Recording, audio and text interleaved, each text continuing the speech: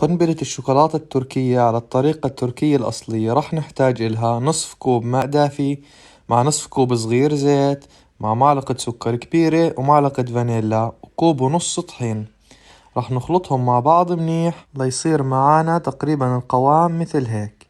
راح نريح العجينة من 20 ل30 دقيقة، بعدين نبلش فيها شغل. راح نفردها، ناخذ منها تقريبا 18 قطعة. بعديها راح نبلش شغل مثل هيك. بنفرد حبة العجينة، نفردها كثير منيح، لازم تكون رقيقة معنا.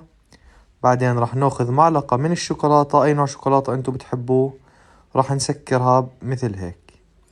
طبعا الزايد معانا راح نقصه بالمقص عشان ما يكون معانا إشي زايد، وراح نحطه بالصينية.